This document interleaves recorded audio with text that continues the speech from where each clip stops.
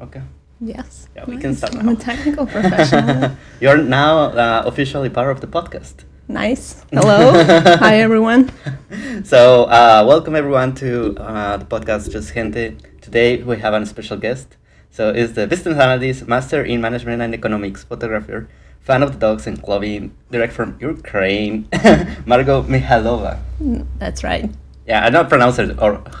Well, actually, it's Margarita, but everyone is calling me Margo, so Really? that's the right one. I didn't know that. I thought it was I'm like just Margarita. Margo. I guess it sounds familiar. Yeah, we all like margaritas. Do you like margaritas? Yeah, sometimes. No salt, though. I hate salt. You know, the salt rim around the rim. No, not never. the best. Not a fan. I'm not a big fan. It's actually funny because in Mexico, they should be popular and they are, but not everywhere. So the best place to go to drink margaritas is Chili's. Oh, nice. Here in States. No, in Mexico. Okay. So there is, well, this is not part of the podcast, and it's fine. No, that's a perfect topic for Sunday morning. Yeah, exactly. This is Sunday morning and we are sober again at this point. Yeah, just got sober. Yeah, but so it's funny because with my friends, I used to go to Chili's on Thursdays for margaritas because it was two, but you get two paying just one. Oh, happy hour. It's just like a happy hour, but just all Thursday. So I don't know why we used to go there. So Nice. awesome. Yeah. Now I'm dreaming about spicy margarita. Yeah, we should go after this. All right, so today, welcome to the podcast for your first time. This is your first time doing a Yes, podcast. the first time, yeah. Okay, welcome. I hope that you will enjoy it, and hopefully you will do another one in the future. Yes, Well, let's see. thank you for inviting me. It's Oh. a great experience. Thank you, and thank you for making it Sunday. Yes, it was challenging at some point, but yeah. Hello. Yeah. So it's not gonna be challenging. Why? I mean, challenging to get here and then to take care of my dog, and Yeah. other dogs. Next Well, time, it's a bring long Asia. story. Yeah, we'll do. All right, so today we are going to talk about photography because That's right. you're a business analyst and you have a master's in economics, but you like photography. So I would like to use how did you start taking pictures? It was something that just came like a hobby, or did someone in your family did photography before and you just like it because you saw your family doing this? Yeah, actually, I was inspired by my uncle. He's used to be a husband of my aunt, so we are Okay. not related by blood. But I used to watch him taking amazing pictures back in Ukraine when I was a kid. I was inspired by him, but actually, I decided that it's going to be very serious back in 2016 before I moved to the United States. I thought, okay, so I'm moving. I need something. I need to think about my future job, what I'm going to be doing here. So I take this amazing course back in Ukraine, back in 2016. And I learned the technical part of the photography. Yeah. I met a lot of good professionals that taught me how to do that right. And I came here all equipped with my new camera, with some knowledge, and that's how I started. So Okay. 8 years ago. That's pretty nice. I mean, in my case, for example, my dad, he used to be really passionate about photography, also my grandfather, so that's why it came to me. And of course, I'm not professional. I never took any courses or something related. I'm more like a guy that likes to take pictures. But because I saw yours, you're pretty good. And people follow her and her Instagram. The pictures are amazing Thank from you. different places. And it's for me, it was like my artist part, right? So I'm an engineer, but I have this part that I want to explore in my artist, Same, side yeah. of my brain. So it was the same for you, I think. Yes, and I believe that taking courses, it's like 50% of the success. Also, you need to have passion in here and a good hands, good eye to be able to take amazing pictures. In some cases, you don't even need those courses. You just learn, you practice, and you get this, and you start to be successful. Yeah. I bet a lot of photographers came out from not having any courses. They just talented. Yeah.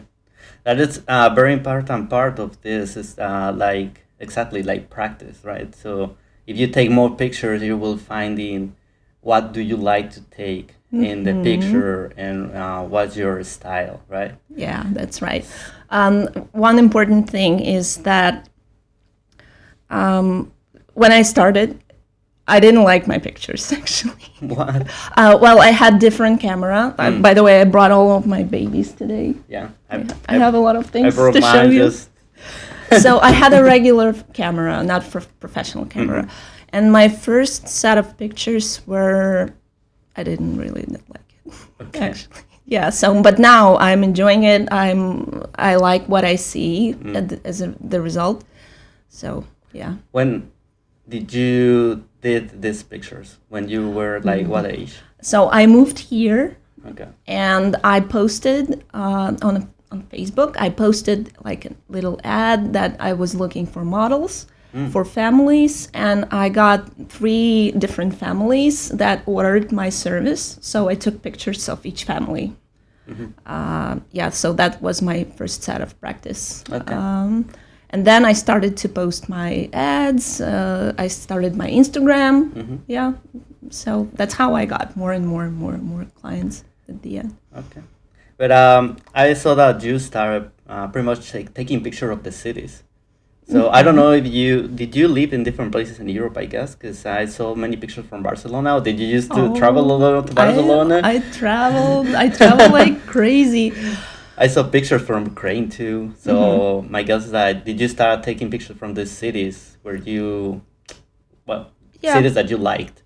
I think the first thing that comes on my mind, my first photography like experience and inspiration from traveling came from Prague back in 2010, I think. That's when I started to think that I'm going to be a good photographer. I started to take my first pictures using like old phone with ugly camera and everything. But yeah, and I travel a lot. I try to visit every year. I try to visit at least one new country. That's my goal. That's what I'm looking for in my life. So different cities. I've been to a lot of countries, and I try to take my camera with me every time I go anywhere. So.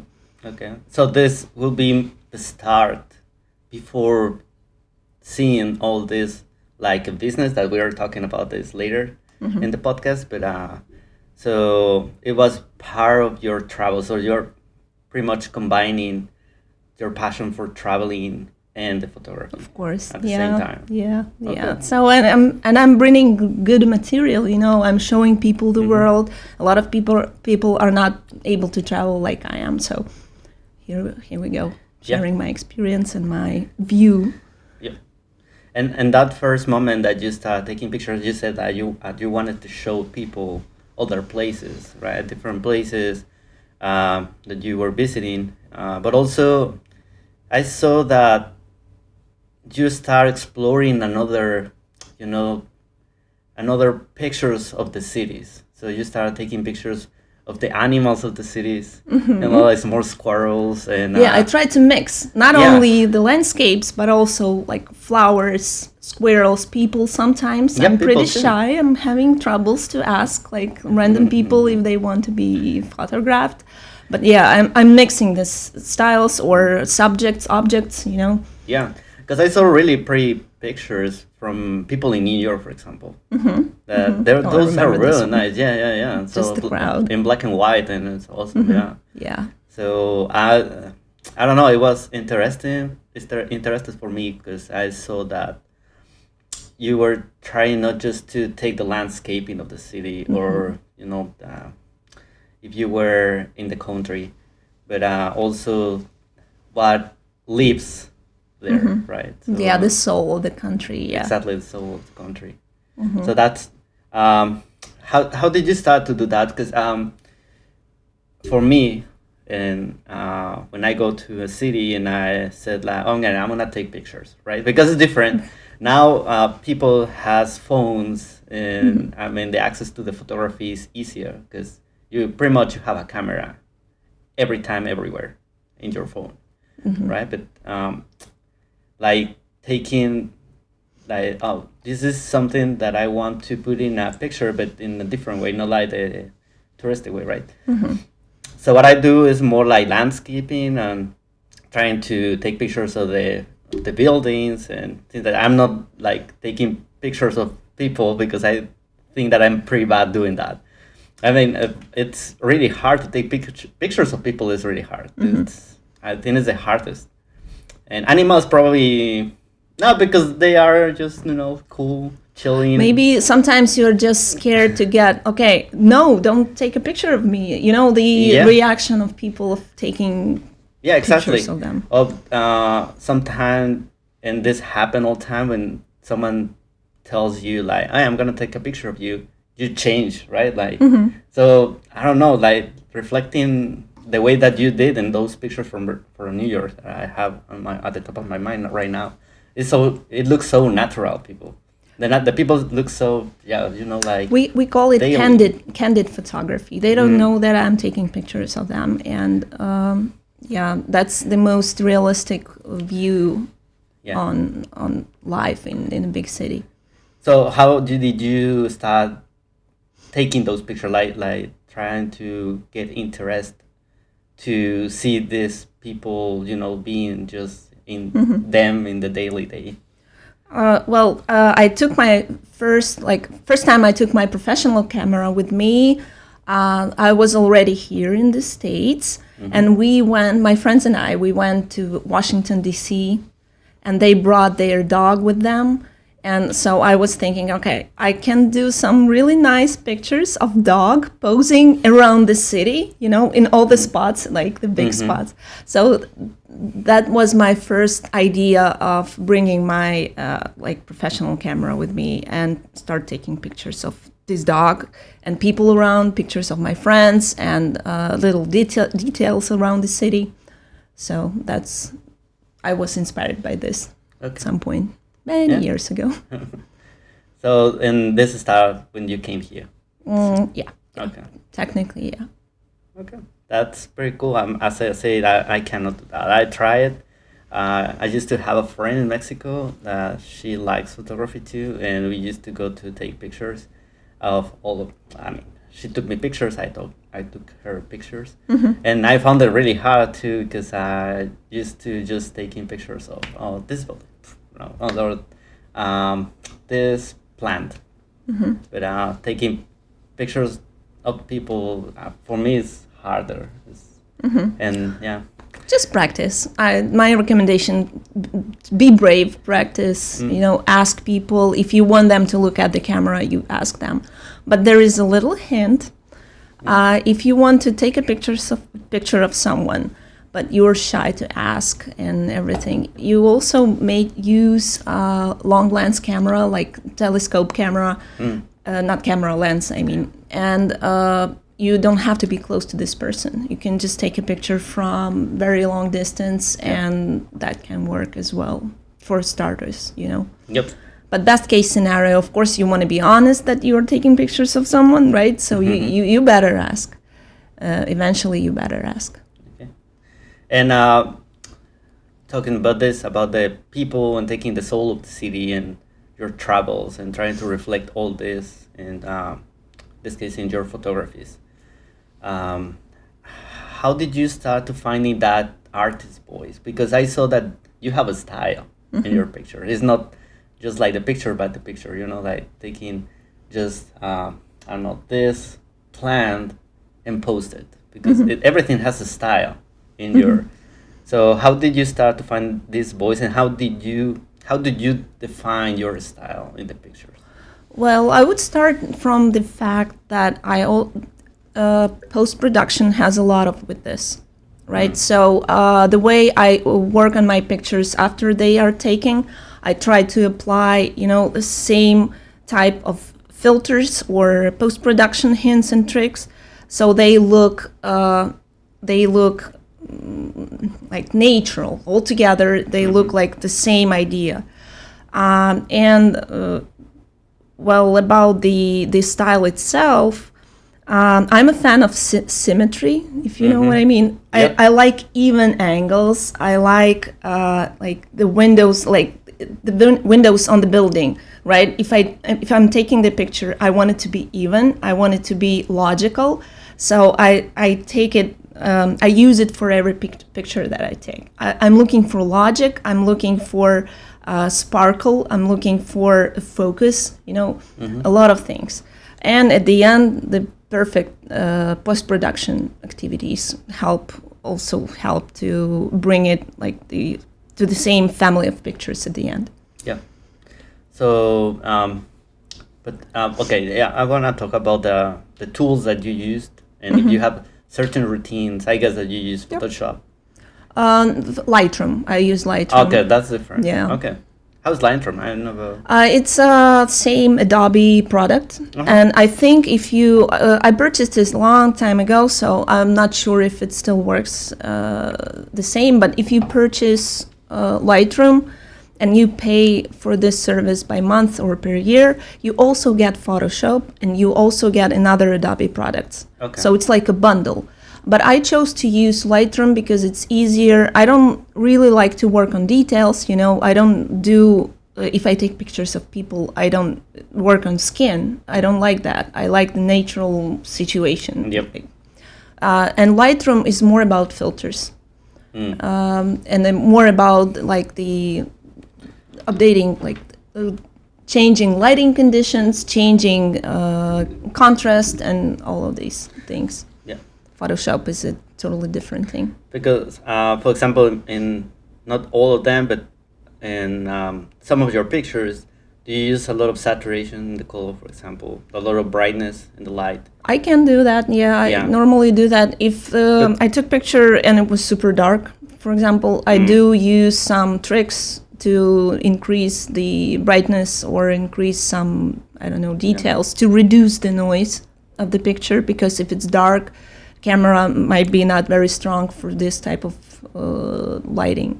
So I use it in Lightroom and it helps. Okay. Because these tools are very helpful, and of course that reflect your style in the pictures in the way that, for example, I don't know if I can define it like this, if I can define your style like vintage style. Because your pictures looked like if you took them with the film camera, right? Yeah, that reminds a lot that effect in your pictures. I guess I'm choosing filters with a little bit of grain, and it gives this effect. Like, I have that. But also the colors, same. Because the way that the saturation, the color. And some parts, because I saw some, and of course this is intentional, that some of your picture has this effect of the film when you let open the, what is the name of this in English? I don't remember. But if you open the... the aperture? Yeah, the camera, right? So the light start getting into the camera and burns the film. And that make some parts like white on... the burn. Yeah, those sparkles, so I noticed this effect too on my pictures. So and I'll keep using it because I think it's awesome if you get closer to the basics, the old school photography and everything. Yeah, so, and I tried to use film cameras before.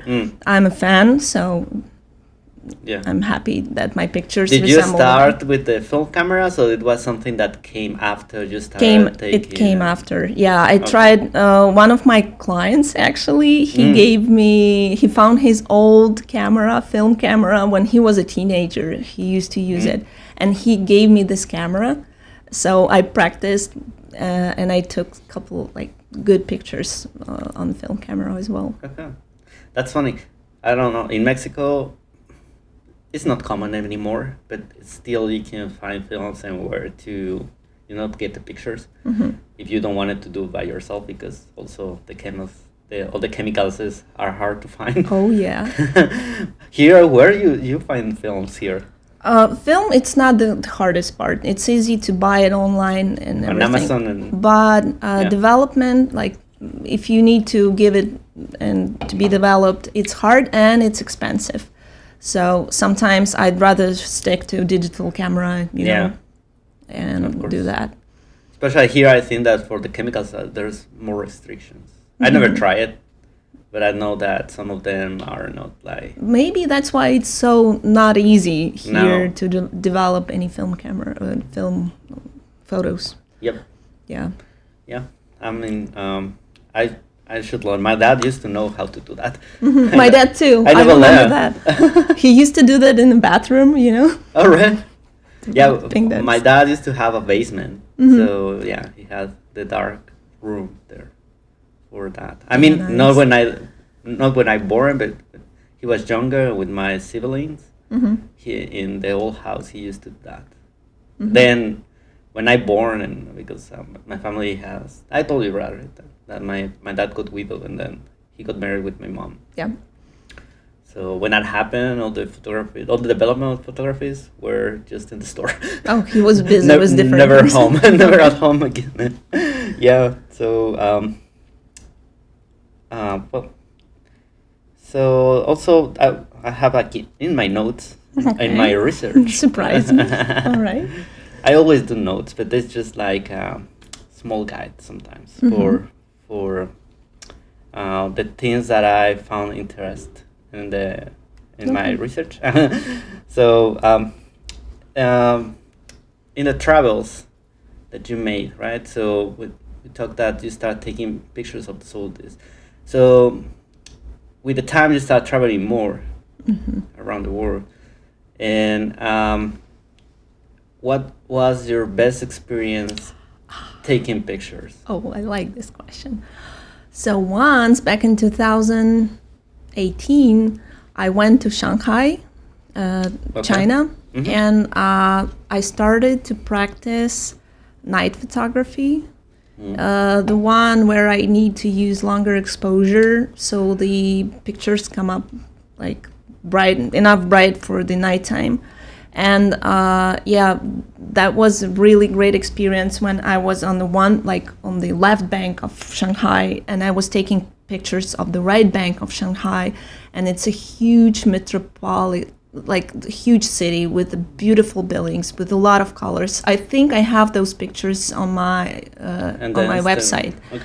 On the website. So on the night city, right? And Shanghai is crazy, is big, is super diverse, you know, in terms of architecture and everything.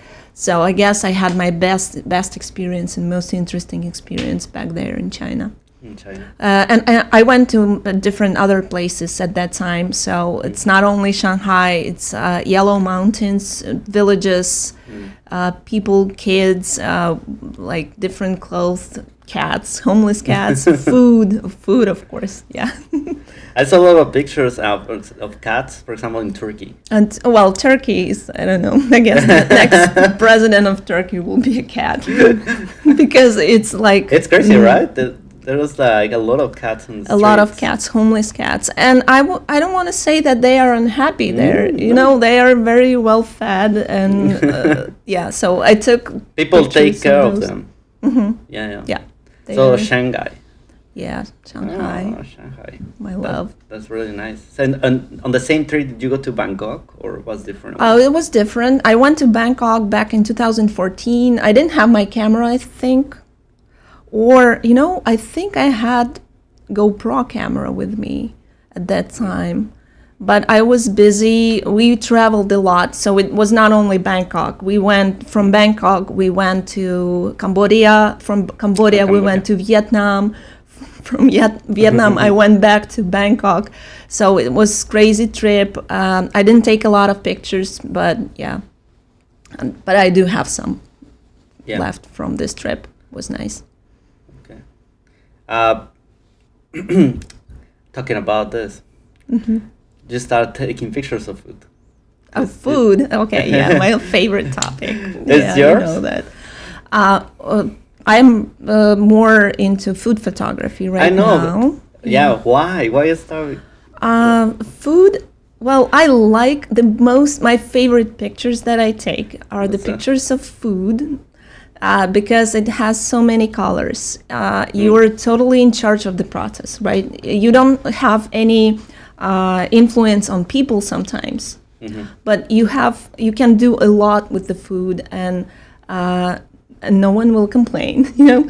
So I like to take pictures of food, and one of my best experiences in that, and my biggest dream back a few years back, was to take pictures of food for a cookbook, Okay. you know.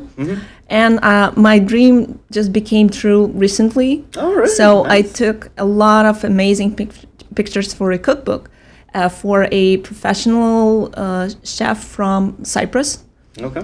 And yeah, I'm very proud. Those pictures came up really great. You can find a couple of those on my Instagram. Okay. Yeah. The book is already Yeah, it was published. It's right there on Amazon. So Okay. and I Did you- see a lot of my name in it. You know, this is thanks to Margo Photography. Did you get your copy all right? Yeah, I have my copy. Okay. Did you try any of the recipes?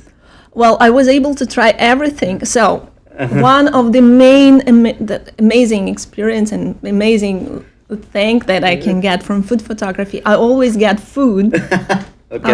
after the photo shoot. So I was able to try everything that he cooked. And yeah. There's a lot of, but I mean, taking picture of food is really hard if it's actually the food. Because Always. I've seen a lot of tricks that they use like fake fruits and like I think that is more for commercials commercials. and everything, right? That's right. But I often take pictures for restaurants and I don't know, coffee And there's shops. no tricks. Those are not. So I always work with real food, and I always able to get it And eat it afterwards. That's why I like my job. But all this started as taking pictures of the food of the world, or it was just something that came up one day when you were cooking and saying like, "Oh, I should take a picture of this fruit." You know, I didn't really practice food photography before. I never paid attention to I paid attention for the food and I ate it and everything. But it was like, I'm not one of those Instagram girls that taking food pictures. I don't want to do that.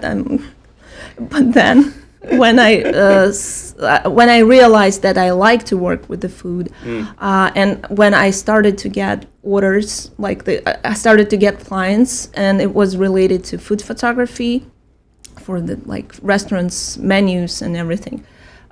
That's when I started to like it a lot. Okay. And it was back maybe 5 years ago. I had my first gig related to food photography. Yeah. Yeah. Usually, I mean, not usually, but I saw a lot of desserts. This is a trick, right? You like sugar.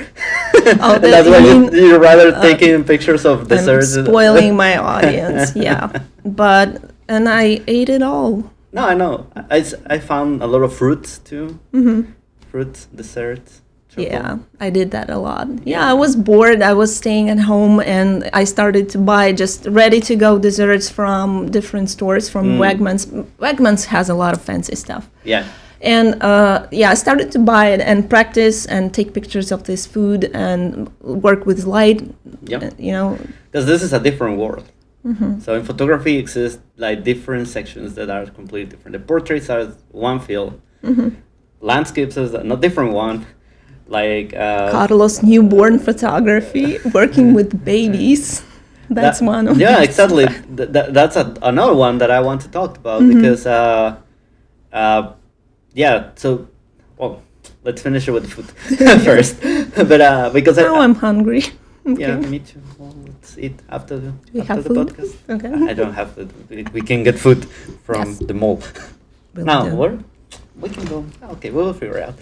But so because I saw that you started also taking pictures of the process of making this food. So which was interesting because I saw a lot of. For me, I like cooking too. So especially with my dad, I used to make cakes.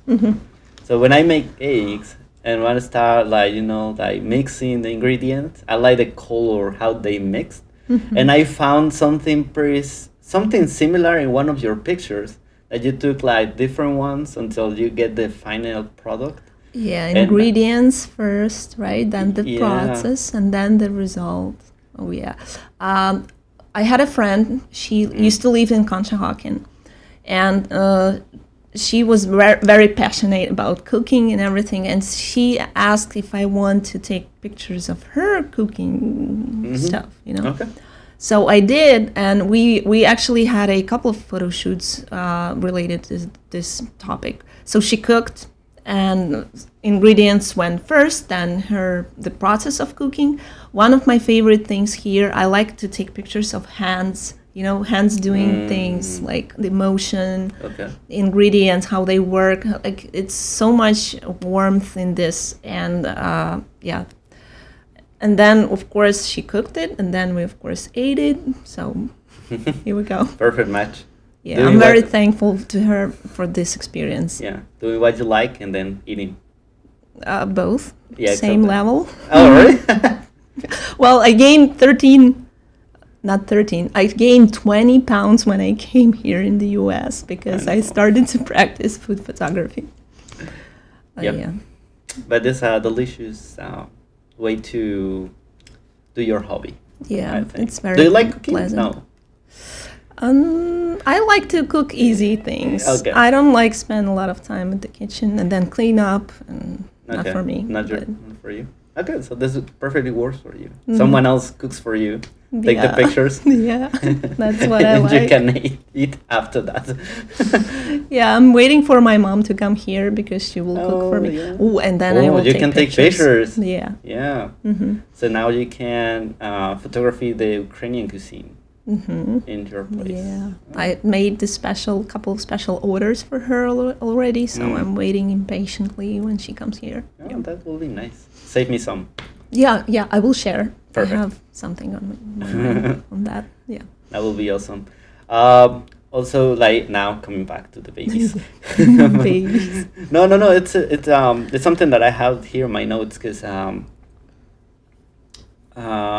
just start taking these portraits from the street, right? Like taking pictures from your friends, their pets, people on the street. How harder or easier, or what's the difference between taking these pictures on the street and then going to a studio? Because it's so that you took pictures, now you take pictures in the studio, but also your photo sessions are outdoors, Yeah. right? So, but these three different ways to take the portraits. What is the most challenging, or what's the difference, or what do you like most? Well, I like outdoors is easy. I can work with that. I'm not afraid of any conditions. For example, a lot of photographers are scared of like sunny day, and if it's around noon, it's challenging. shadows. There are a lot of shadows and everything, but I can work with that. I'm not afraid of that. Also, when I'm outdoors, I'm able to use like the huge lenses, this is not really good for my home studio photography because the room is very small. Yep. But this one can be used outside, and I'm excited to use it. Taking pictures inside is challenging, especially with people, because I'm not using my lighting equipment with people. I'm only using it with food. And sometimes I have clients that ask me to come over to their place, and I never know how is that, and I never know what the weather will be on that day. So I had a couple of challenges when I came into my client's apartment, but it's super dark. It's not comfortable for me, and for them, it's hard. It's more challenging to take pictures inside. Okay. And I don't have much like light equipment and everything, and I'm using my home as my home studio. Yeah, but I was able to take great pictures at my place as well. So I saw some pictures from our friend Eduardo. Oh yeah, that was an interesting challenge. Yeah, I have a couple of really great spots in my apartment complex where I can take really good pictures, and there's a lot of light. Just for you all to know, I have a spot. Yeah. How this became like? We know that a couple months ago, this became like a trend, like doing your I I I yeah, what's it? AI. I get confused when I try Yeah. to say in English because I thinking of that in Spanish completely. But yeah, AI. So yeah, it's when you ask some chat, I don't know, AI, generative AI, chat GPT, for example, Yeah. okay, create a picture of something, and if you can also use this service to upload your picture, and then they can probably create some pictures of you, but in this AI reality, right? So I took the similar pictures and we compared the results of the AI, and then we compared the results to the real life picture. Yeah, it was fun. That was pretty fun. Will be funny. I mean, next time probably you can, because there is some AI, AI. AI. Artificial intelligence. I want to say in Spanish, inteligencia it? artificial. Ooh, nice. Yeah. Oh, you're learning Spanish, by the way. Well, Yeah. this is different topic, but yeah, those like pictures from 19th century or whatever that you have to wear like different Yeah. costume and everything. I mean, that probably is more expensive, right? Because you have to invest in the clothes and everything. Yeah. But it will be funny. I have a hint, Carlos. I don't know if it's appropriate to share, but if you need something, United States is perfect place for returns. So you can go to the store, you can buy something, and then you can take pictures, and then you can don't take off the labels or anything. Be clean, be tidy, but then you can kind of try to return this stuff. I practiced that just once. A lot of people does that. Not a lot. Yeah, I was so shy about that. No, I found people telling me this before from here. Like, no, then you can just return it. And it's like, oh, return. Yeah, I guess it's normal then. Yeah. Yeah, but it's a good clue. Yes, I mean a good hint. Yeah, and saves a lot of cash. So yeah, I mean, why not? Especially for in your sessions in the studio. Do you use like makeup or something like that, or it's just like the people? I mean, if I go to your studio, right? Do you say like, okay, do this, or do you also do some makeups, or that? It's more like in the really. in the software. Do you fix all those things in the software? All the well, it's tricky, you know. For example, if people have some natural spots on their face, you know, or some wrinkles, or some, you know, I'm not trying to remove it because it's like it's part of a person. I don't want to get rid of this. It's like their personality. But yeah, I use some post-production sometimes to fix. For example, if person is too like skin sometimes can be red, right? Right. So I can get rid of this, or sparkly because of the sweat, you know. So I work on this as well. Okay, but that is more like post-production. Post-production, yeah. Nothing special at the studio. Maybe just to have a hairbrush, you know, to keep the hair tidy. That's it. Yeah. Okay. Same for outdoors. It's like, okay. I don't want to stress on that. Those Question. things. Some photographers, they need like a small staff for outdoors. Because I've seen I don't know the name in English of this, but the sun reflect. Oh, sun reflectors. Yeah, I do have those. I do have those. Though I try to, you know, I try to find the conditions are not always challenging, and you know, it's more about the right angle than about the reflector or anything like that. Okay. So if there's too much sun, we can just hide in a shadow. Or sometimes I put people against the sun, so the sun goes behind their backs, right? And pictures can come up really great with that. You can try. It's like a lot of people say that sun that goes directly into the camera, it's a bad idea, but I managed to do great pictures with the sun behind the person. It was in my camera or anything. So, but yeah, I do have sun reflectors. Sometimes, more often, I use it for food photography. Okay. You know, if there is a window on the right side, there is an object that I'm taking picture of, and I put sun reflector on the another side, so the shadow is filled up on the left, and the sun, like the light, is even from the both sides of the object. Gotcha. All right. Yeah. This is the same because now that you mentioned that you take picture of objects too. I saw the pictures too from small, like objects. I don't know if I'm gonna do my guess here, right? I don't know if everything started with the porcelain ballerinas from your mom. Oh yeah. Or if it started before or after that. Yeah, my mama she used to dance. She was a ballerina. So you used to dance ballet? Yeah, she was.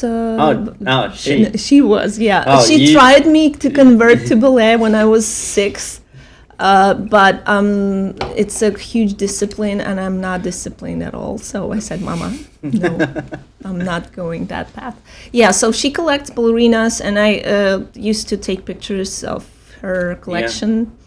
Yeah, and I like it. That also I like because this has a lot of vintage vibe, right? And I saw then that you took pictures from other objects using like marbles, like a 60s vibe. I don't know. Yeah, it made me feel like that. I also bought, like, it's a good thing for object photography, for tiny things. I have this white box that has some light bulbs in it, so I use it for tiny things to take pictures. And like, this commercial photography where it's just a thing and it's like with the white background and everything. Yep. So I use it for my object photography. Okay. Would you like to explore more of this? Because I think that this came just more like something that you like. It's not like the food that now you are doing business with this. Maybe, yeah. If, for example, there are opportunities when some business, for example, jewelry shop, right? They sell wedding rings, for example. Yeah. They might be interested to hire a photographer for this product photography. Yeah. So, I would love to be involved. I mean, why not? We have a lot of businesses here, so I guess it's very good, like, business stream for me. Yeah, small local shops that can take care of that could take your services as a photographer. Yeah.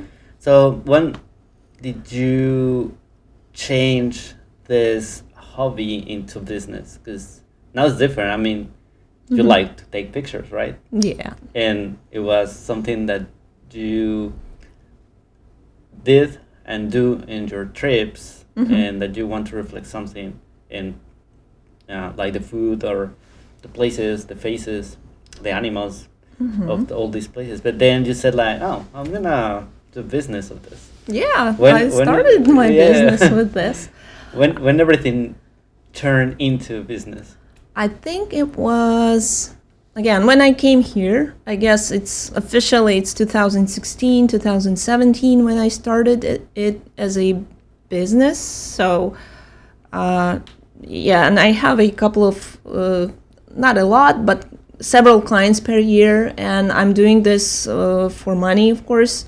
Yeah, and sometimes my weekends are super busy because I have a full-time job, another job, right? So I only have weekends to do my photography business. So yeah, I do that.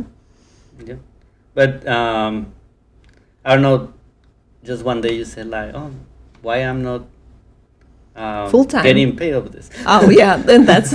I was like, and my friends. One of my friends, she said before I started of thinking to become a photographer, she noticed my pictures and she said, "Hey, you can do a really good business from this. Think about it." Okay. It just popped up in my head. I never remembered about this. But yeah, one of my friends actually pushed me to do this business. Business. Okay. Yeah. So it's nice. And everything started. I mean, not everything, but the business started. Businesses started. And then we finally reached the babies. Why the babies? You take pictures of babies. The babies. Yeah. It's hard to take pictures of people that they more or less, you can tell them what to do and they will do it. But then a baby, you cannot do. Wow. It's a myth. Carlos, babies are perfect. Okay. I have more troubles with grown-ups, and especially if it's a family photo shoot. The most trouble that person gives me, it's usually a father of the family, because they are grumpy and they are not really happy to be photographed and everything. Babies are fine. Okay. And I had a lot of experience. I shoot a lot, took pictures of different babies just right after they were born. Just to note, I'm not taking pictures of those wrapped babies, like burrito babies. I don't know. I don't really. I'm not excited to touch the baby because it's a huge responsibility. Of course. But I call it natural newborn photography. It's when I come over to my client's place, and they just hold the baby, and I take pictures of them as a family while they interact with the baby. That's it. And I have no problems with the babies at all.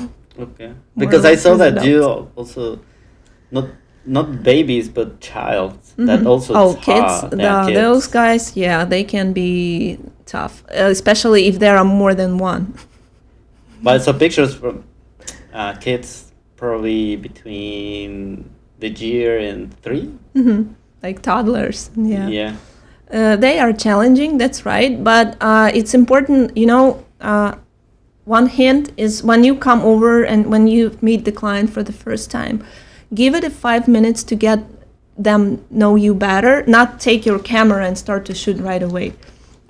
Just become friends first. Let them play with you. Give him or them some treats if parents allowed. But do not take pictures right away. Make them comfortable first, and then switch to your work.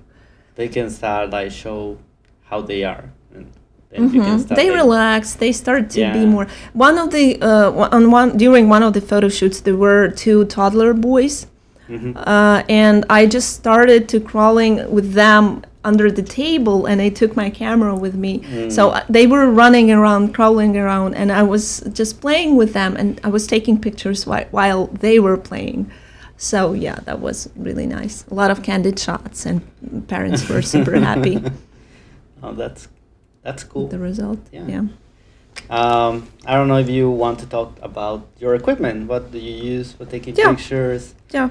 So here is my camera.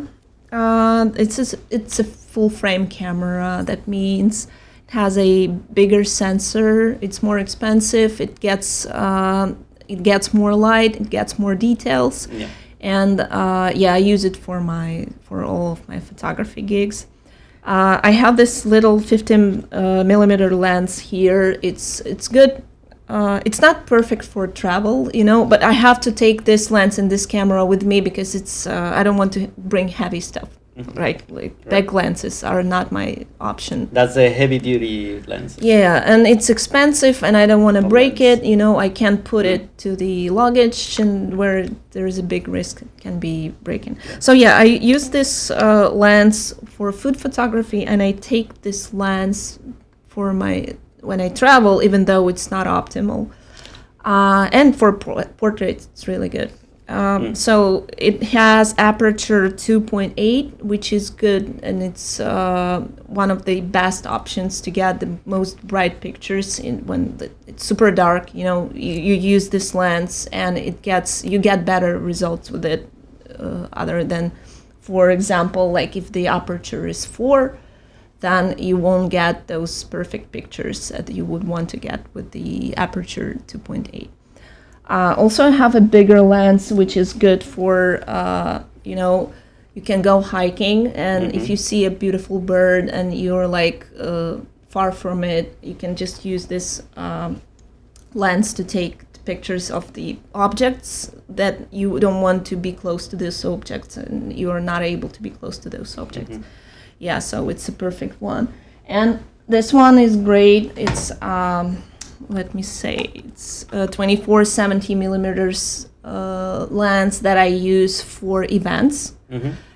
For example, there are a lot of big families here in States. there can be like 30 people in one family, or if it's a wedding, this lens takes good wide angle pictures, and you can fit a lot of family members there. Yeah. So here we go. Oh, I also have these little guys here. That's my flashlight and little connector. So I use it for food photography mostly.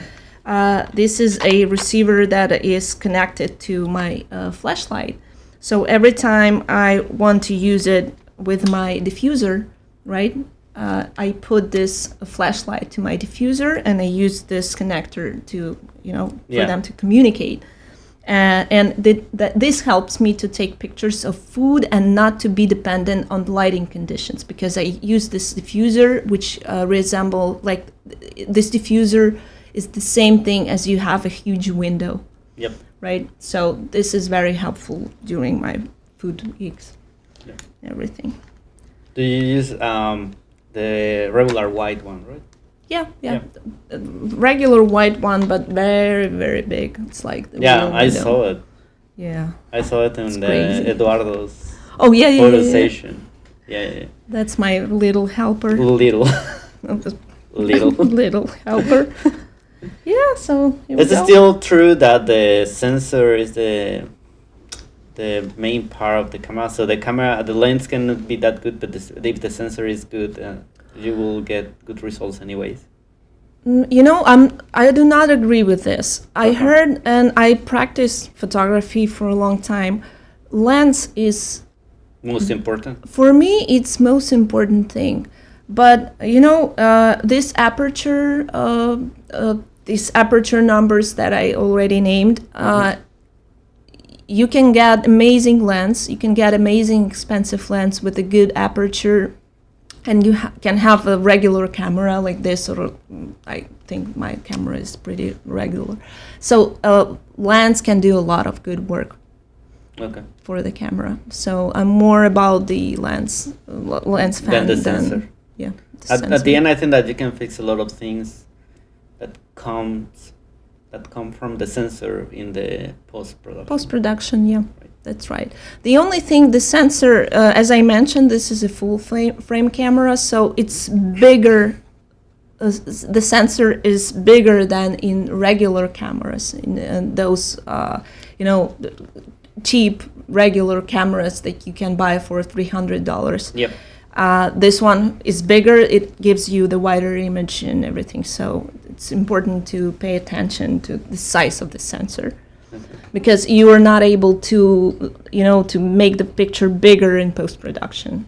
Maybe if you use hard Photoshop or anything, but it's going to take a lot of time. So full frame is a good option. It's better. So it's better to correct or prevent those things with the lens instead of doing that on the software, because it's also the quality of the. Yeah, and the lens can put a lot of additional, it can give you more light. It can give you more details and everything. So lens is not fixing the problems of the small sensor. But lens can distract and give more different benefits to your picture than the full frame or not a full frame camera. Okay. Yeah. Do you use any kind of filters in your camera, or everything is post-production? Well, I have only one filter that I use on my lens. It's it's UV filter, but it's also a protection for the lens itself. Because, you saw, I dropped one lens when I came here. So it protects the lens from the, from other, like, scratches and stuff. But other filters, I only practice other filters for fun, but I don't use it for my gigs or anything. Okay. Yeah. Also, talking about the business right now, so I'm gonna tell you a story. Short story. My story was a friend told me that, hey, my sister is gonna be 15. So in Mexico and Latin America, pretty much instead of Sweet 16, you have the 15, right? The quinceañeras. Okay. Have you heard about this? I heard about Sweet 16 Well, here, but not about... The quinceañeras. Mhm. So it's the same 1 year before. So I don't know why in Mexico it's 15 and here is 16, but it's okay. The thing is that we used normally do a party for this. That you can compare this party like a wedding. It's the same thing. Huge. It's huge. It's you rent a saloon, for all this with tables and you have dinner there and dance floor and all this, right? Okay. And the girl does like a show. Wait, is it for girls only? It used to be. Now some boys do it too. Okay. But it's not common. It's more like for girls. Okay. And because here is the same. I think 16 is more for girls. Yeah, I and only boys. saw girls on that shows. I Yeah. remember that Sweet 16 crazy show. In yeah. MTV, right? Yeah. Yes. So this friend told me like, "Hey, do you like photography? Could you take the pictures of the event?" And I thought, sure. No, at that point, I used to go with my friend to do this photo shooting outdoors, right? At night too, and all this. Well, the small travels that I did in Mexico and take pictures of the landscape, whatever. So I thought, like, yeah, how hard it's gonna be. So I couldn't take any single good picture because it's completely different. It's a different world. It's the room. The room is dark. No, you don't have enough light. So Here. yeah, Important. that's important. And for you, that you start also outdoors and then going to this kind of events. How hard is that? And what is the trick besides the flash? 'Cause- So, I went to a couple of events that, for example, I had one. It was, have you heard of rowers? The guys that paddle. Like, Oh, yeah, not yeah, paddle. Yeah. They use the yeah, it's for just rowing. Rowing, the sport. Yeah, right. my So dad used to do rowing. rowing. Yeah. And they were celebrating some at the end of the year, and there were a lot of teenagers celebrating inside the big ballroom or whatever it was. They had reception and stuff. So I had to take pictures of this event, and thank God I have my flashlight with me, and I divided this to 2 even parts. First, I took candid photos of people while they were celebrating, giving the toasts. They were not, they didn't know that I'm taking pictures of them at this point. But then I started to ask, like, okay, I saw the group of students. They were friends, obviously. So I started to come over to them and ask if you guys want to have a picture, or I asked their parents if they want to have a picture with the kids. So at the end, I have an even amount of candid and post shots. So that was my trick, and you need to think it through from the beginning before you go to the gig. Think about it. Think about your strategy, what type of pictures you're going to be having at the end. And of course, ask your the person who hires you, ask them what they are expecting, of course. Oh, thank God I didn't get paid. So good there. I mean, yeah. maybe it's not that bad. I mean, it was candid not a shots and complete mess. It wasn't, but of course, from 200 pictures, probably just 20 were good. But it's fine. I mean, it's not bad. How many shoots did you do? Oh God, I stopped to do. When I started, it was like 600 shots, and Shots, yeah. and I had. Well, I usually get, if it's 600 shots, maybe there are like 100 of good ones. But then I realized I don't need that much, So I started to reduce this amount of like effort and it's better to be less and with better quality than more and with lower quality. Yeah. So now I usually take about 200 shots per hour. Okay. And I end up with the 50 good shots, thanks to my practice, thanks to everything. So, yeah, I'm happy with that. Okay. And how's the filter to pick those that are good for you? Well, because of course after 200 pictures it's like, okay, there's this, and then how do you filter? Normally, if it's a family, you need to make sure that all family members are looking at the camera and they are not blinking at this moment, you know. So it's just, for me, if it's like specific photo shoot where family asked to take pictures of them while they are posing. So I know the goal, I know what they are expecting. So I'm choosing the picture where they are all looking at the camera and they have all eyes open. That's it, I guess.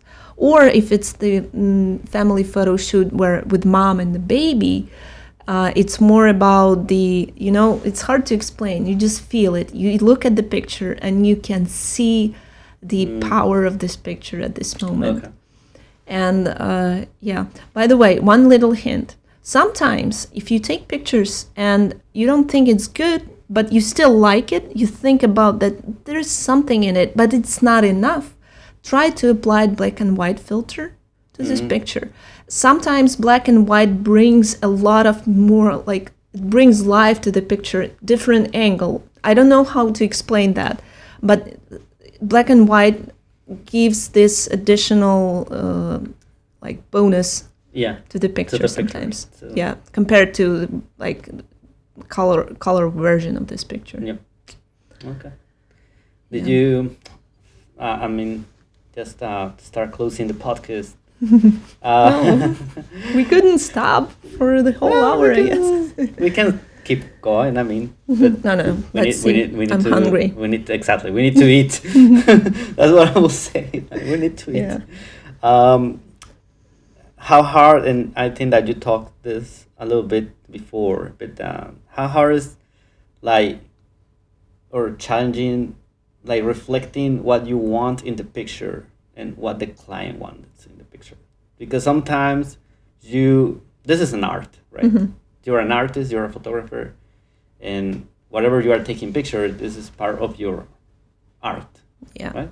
So you have a vision of this, and you, as I said before, you found a voice for your photographies. Yeah. Right? And then you face this, when this became a business, you find a customer or client saying oh, well, I think this is, very, this happened a lot to the graphic designers.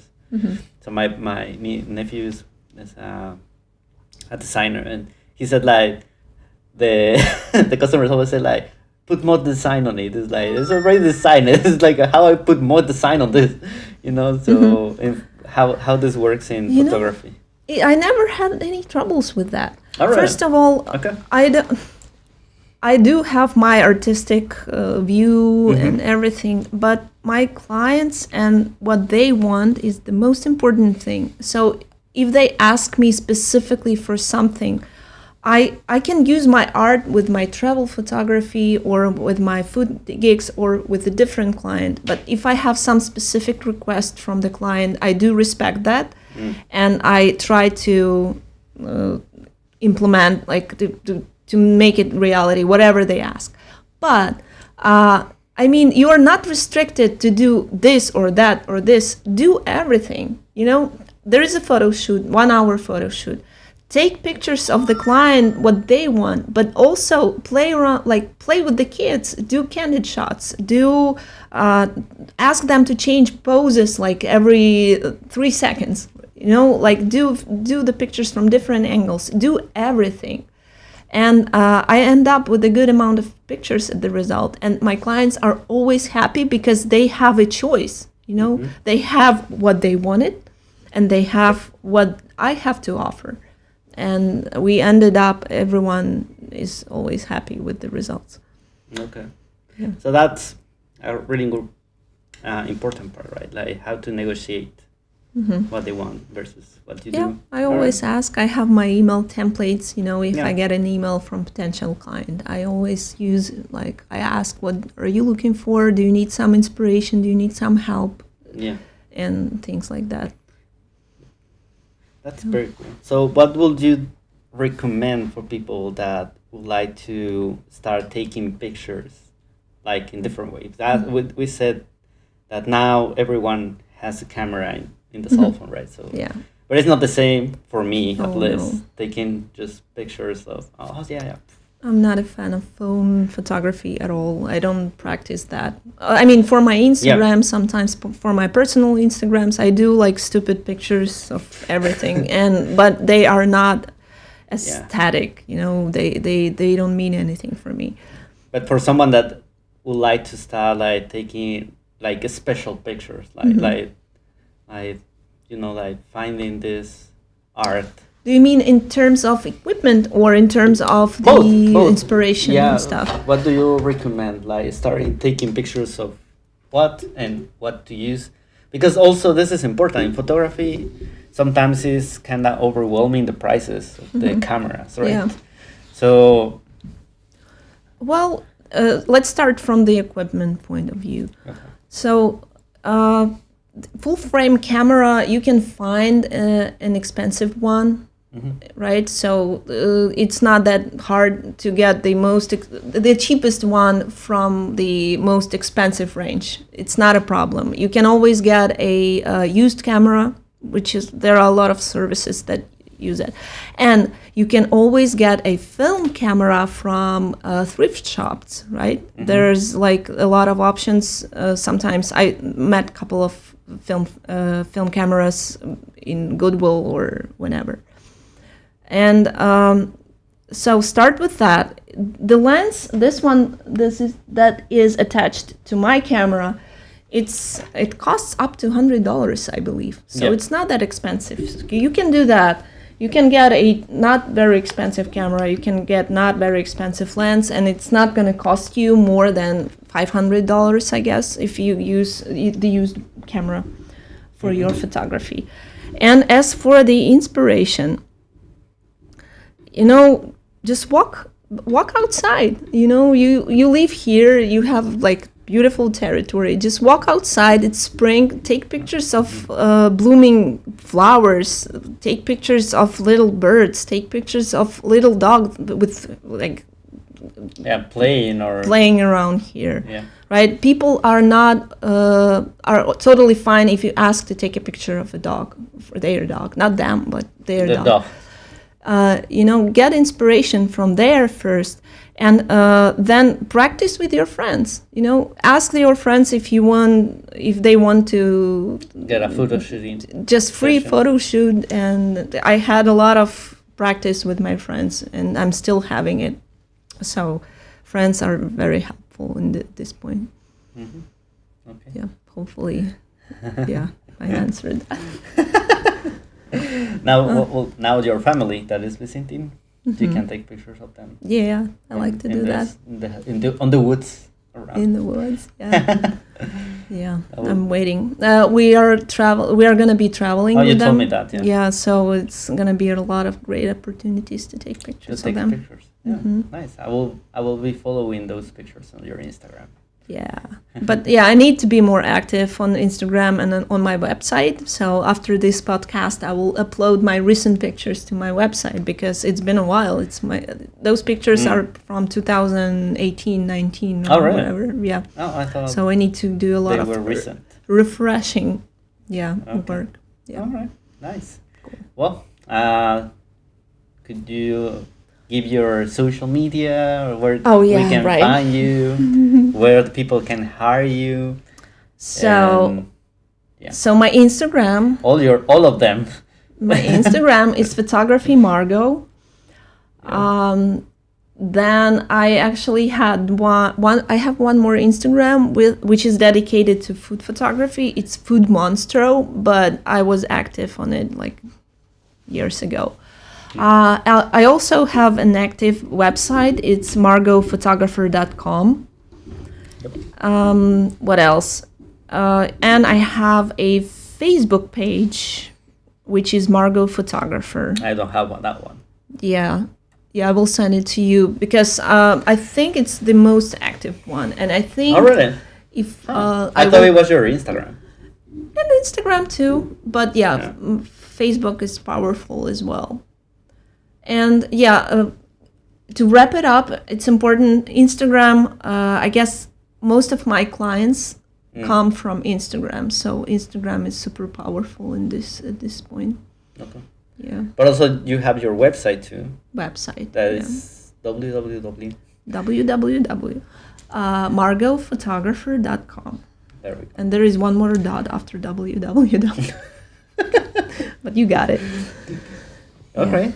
Well, Thank you. no, thanks to you. Thanks you for sharing. How was it? It was. I couldn't stop talking. That's I good. like myself That's good. in That's this. good. So, are you down for a second one? For a second business podcast. analysis. Yeah, whatever you want.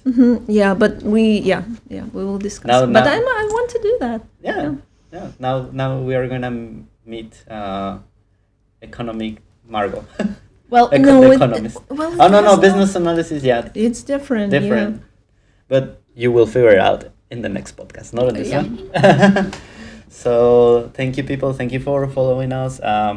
You can always follow us in our social media as Just Gente and Instagram. No, not Instagram. Not my Instagram.